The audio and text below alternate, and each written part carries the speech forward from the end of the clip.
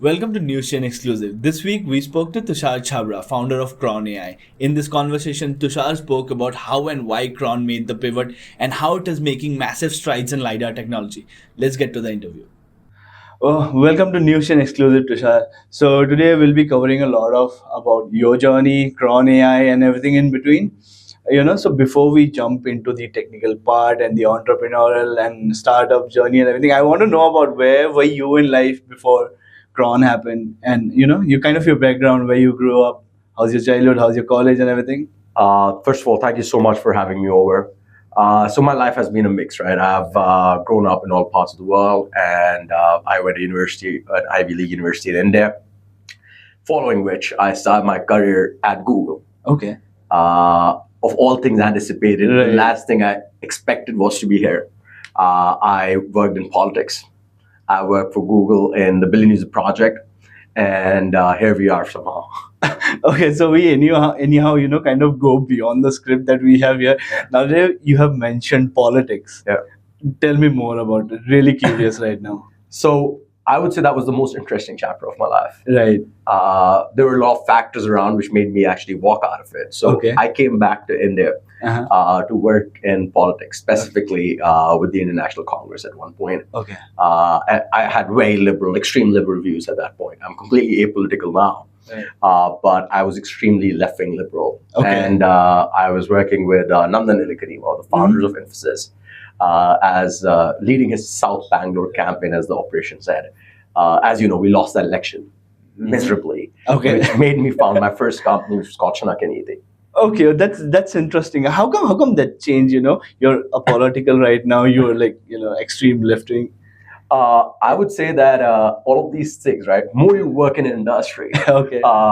the further away you get from it. Okay. For example, today, if you ask me to sit in an autonomous car, Mm-hmm. I'll probably be the last person to sit in it. Okay. Similar for politics. The more you get into it, more you realize there's Okay. nothing called left wing, right wing. Right. End of the day, everybody has an agenda and it's just messaging around that. For sure, for sure. Cool. That's really interesting. Now, coming to Cron AI, I see you folks started with defense tech. Mhm. Could you just tell me that initial part of it, how Cron started in defense tech?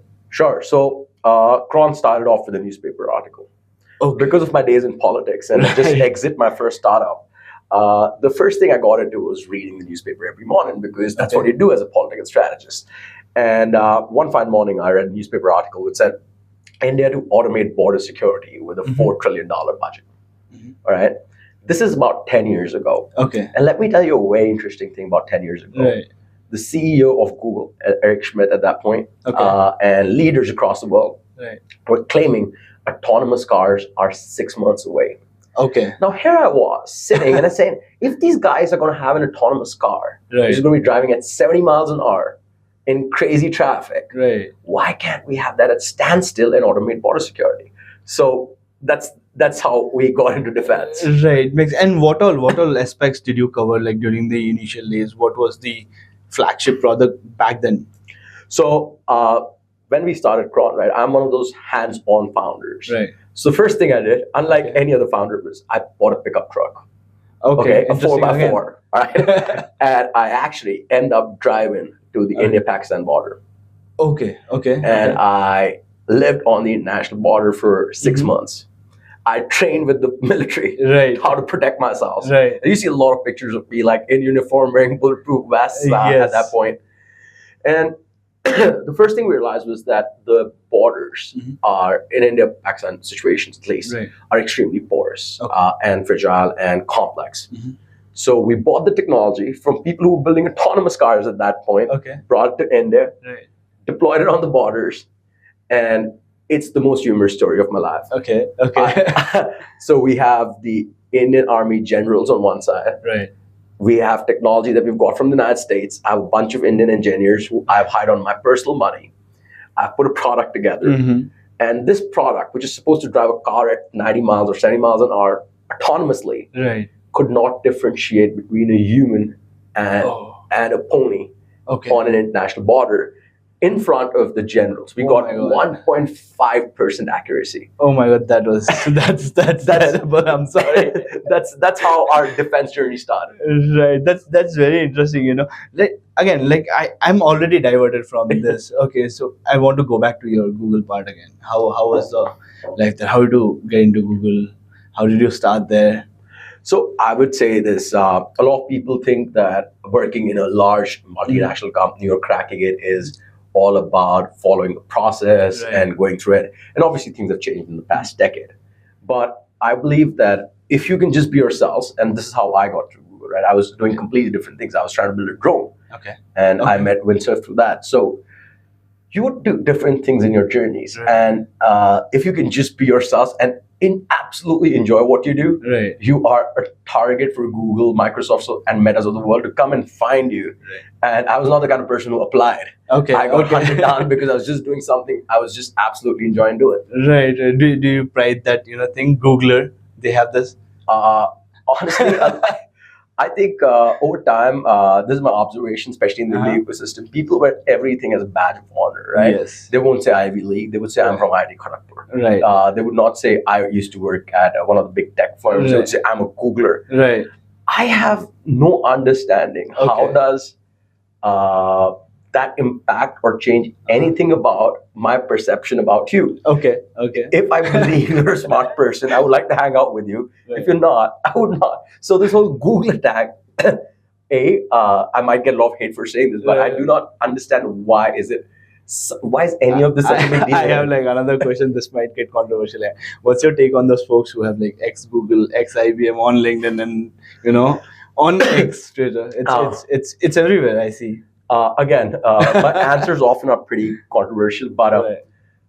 I am not a big fan of social media. Okay. I believe LinkedIn is nothing but Instagram for folks my age who have nothing better to do. Okay. That's funny. Except for connecting with people who you might have business Right. with or for doing work. Okay. I have seen a bunch of founders and people calling themselves thought leaders on LinkedIn with all of these X tags. Right.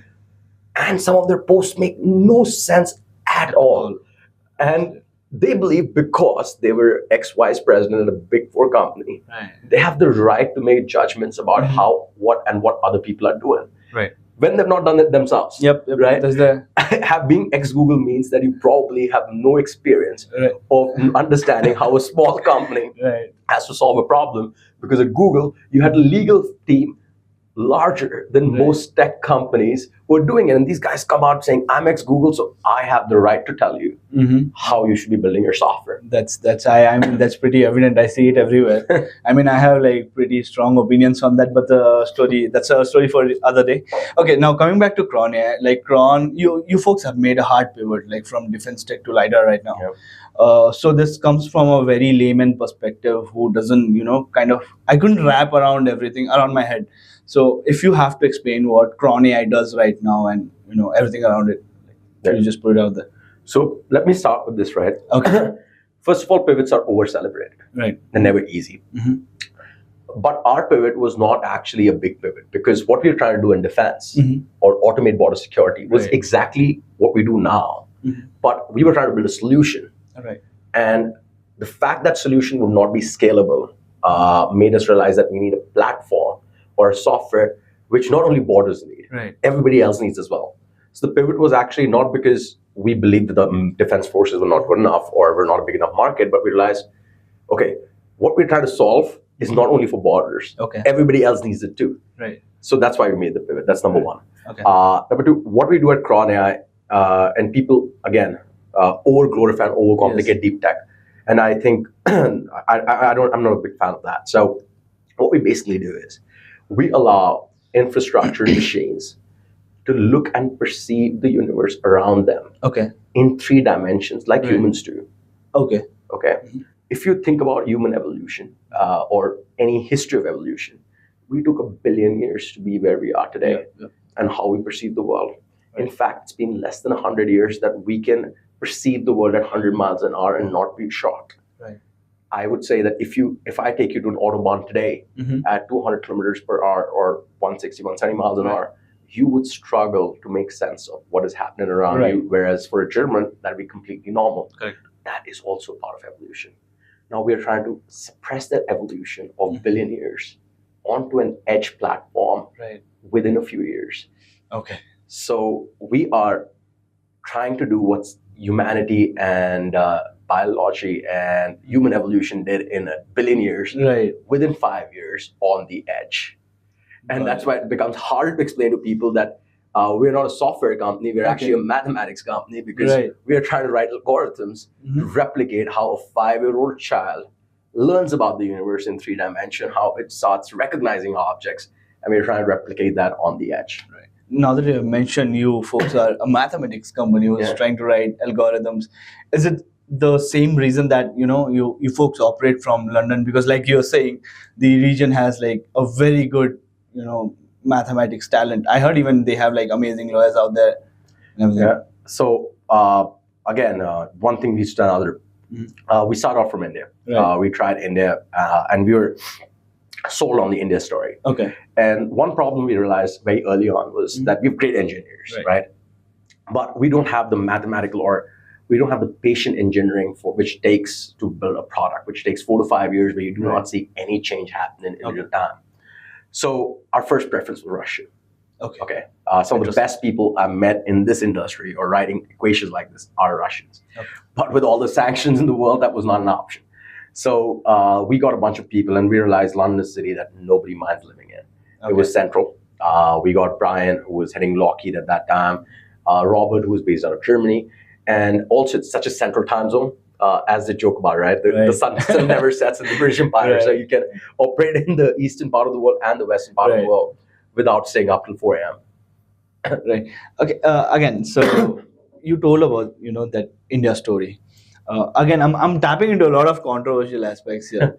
I see a lot of brands or a lot of tech firms as well trying to sell that India story, that we are make in India. We are trying to do things in India for for the region. Somehow, somewhere, do you think behind that messaging, they somehow lack in the product? Because I personally have come across products both in tech and consumer, that consumer ecosystem everywhere. And I have personal experience of, there's a garment company there. I'm not really a fan of that company, but they are selling that, kind of India hype.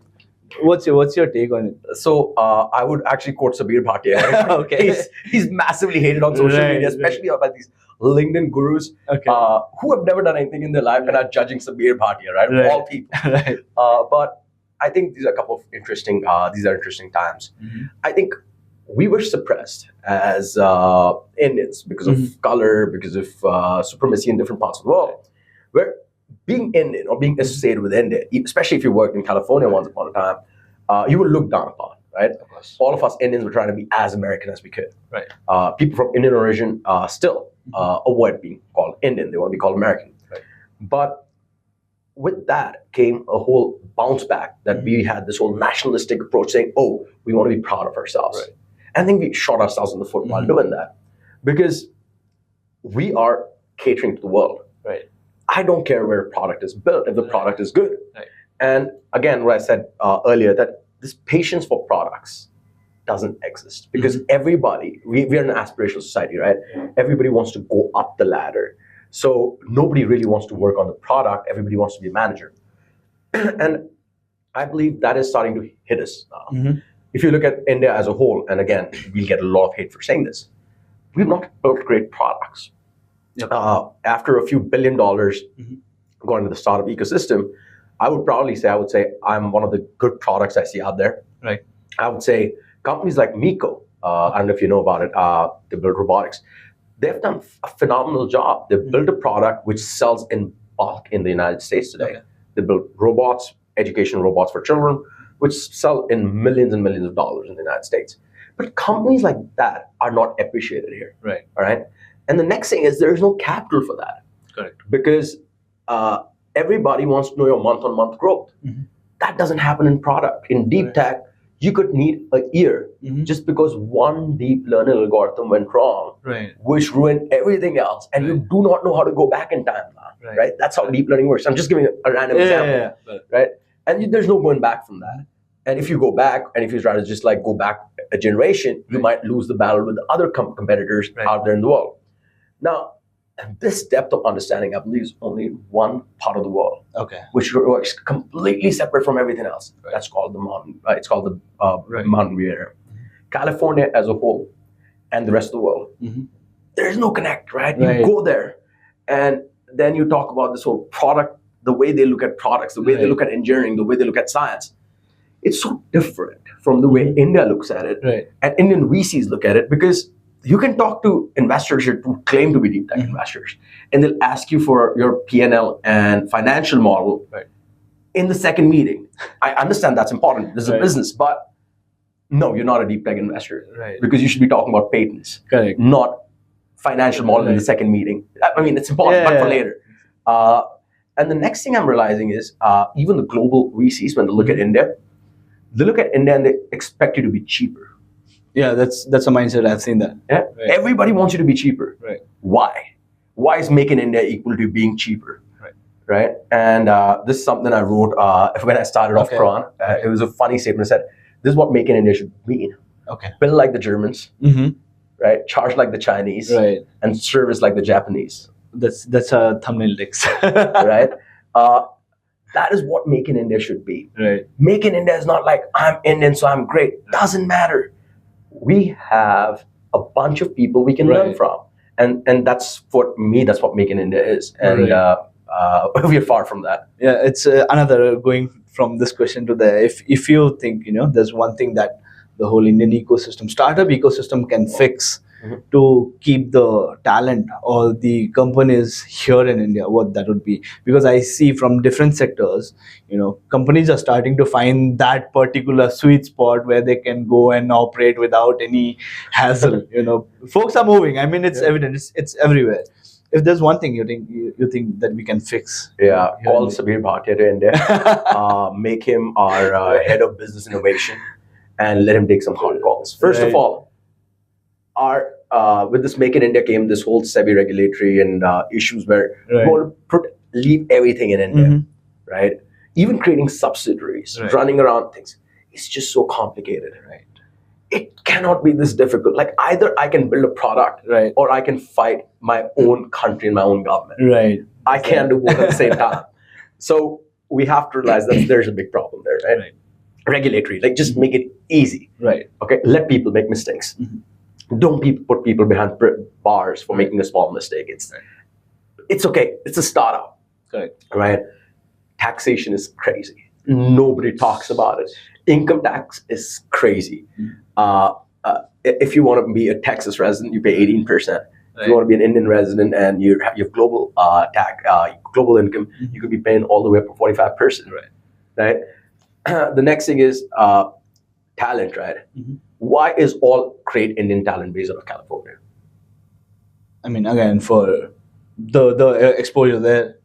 I would say there's more to it. Of course, there's more to exposure. 3 simple things that they get. Number 1, they get paid well. Yeah, that's the handsome amount there. Number 2, they don't have to fight daily battles to survive. Right? They don't need to worry about hiring a boat to get from office to home after they've paid 40% taxes. Right? And the third thing that this country doesn't value at all is the freedom to operate. That doesn't exist here right now. And till these 3 things get sorted out, we can keep talking about Make in India, but there is no Make in India happening till we can hold the best minds of our country who do end up going to California. Yeah, definitely. Okay, Tushar, moving on. Let's lay the path for upcoming entrepreneurs. Like, we have been talking even before the shoot and everything, and I somehow figured that you have a massive network. I'm someone who's new in the industry, and I'm looking to build a startup, and I'm trying to raise funds and everything. How do I go about making that particular network? Do you have any tips for those folks? Yeah, I think life has become much easier for founders now. Right? You obviously have social media, LinkedIn's, etc. Plus, founder events happen all across India now. For example, Bangalore has a lot of events. But I would strongly recommend Indian founders, whoever is starting their journey, to keep a small kitty of cash and attend these events specifically in cities like London, Berlin, California, especially something happening in the Bay Area. because only when they meet industry leaders from other parts of the world, they would know what is happening. I meet so many young founders who message me on LinkedIn. I always respond as a rule, because I felt really bad when somebody did not respond to me when I was starting up. So I always respond. And I believe most first-time founders or self-made founders would respond. So founders should just feel free to reach out to people, not be scared. I think a major part of being an entrepreneur is being shameless. Right. Having absolutely no shame in reaching out and not being offended if somebody doesn't reply. Right. Again, it leads to another question. Like, okay, I met these folks, I've been attending events, I somehow created that network. But keeping that network going is also another talent, There are times when I'm just, not connected to the folk I met like a month back. Yeah. So, I think the good thing is about the global network, it's slightly different than the Indian network. Right. You don't need to call me every day, right? Even now that we've met today, if you message me after a year and say, hey, TC, we met, where? I would probably remember you. Or even if I don't, I'd pretend to. Right. Same for you, right? We do the same for each other. So I feel it's over-exaggerated that you need to keep regular touch. Right. What I normally do is, like, for a good example, a great article came from you guys about us. So whoever I met, I always keep a tag for people I meet. Right. It could be Cron, it could be a city. And I just connect that and just forward everything to everyone. Right. And out of 10, I would say 8 at least reply. So that keeps things alive. And definitely global news and politics is something that always excites people. Right. And in the current circumstances, we have leaders across the world who pull off such absolute stupid stunts and great memes that are always one of the best ways to keep in touch with people. Absolutely. Okay, now to address the elephant in the room. Yeah. When you're building in deep tech, it's a capital intensive, industry, of course. So do you think, is it ever possible to someone go bootstrap if someone even tries for it? Yeah, I mean, if you sold your first company for like $100 million, you probably have cash to do it. But otherwise, not possible. Okay, so now if I want to raise, what's the best way to go about it? So again, I would say, first of all, structure your company well. Okay. Many people get into a nationalistic flaw right now where they say, oh, I'm making India, so I have to be registered all over India. Or they'll say, I have to be Delaware. Right. Look, what's the best geography for your company? Okay. That's number one. That makes raising capital like hell load of easier. Second, when you're raising, right, you have different stages. You have pre-series A, seed, series A, then you have A plus, B, etc. In deep tech, you might have to do 5 seeds before you're even ready for a pre-series A. Right. And people don't appreciate that much.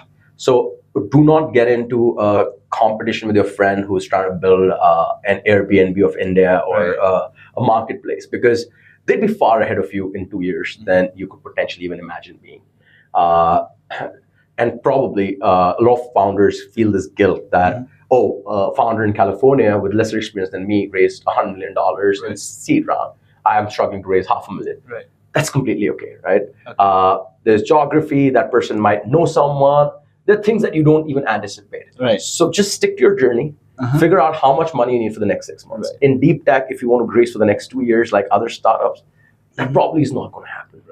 Right. The chances of that happening are extremely low. Right. So if you can even have enough capital for 6 months, even though VCs and world will tell you, oh my God, if you don't have a runway of 1 year, you're screwed. Right. Dude, first survive the next 6 months. If you survive 6 months, you'll figure out what to do for the next 6 months in the first 3 months. Right. Stay low, stay easy, and figure it out one step at a time rather than trying to figure it out all at once.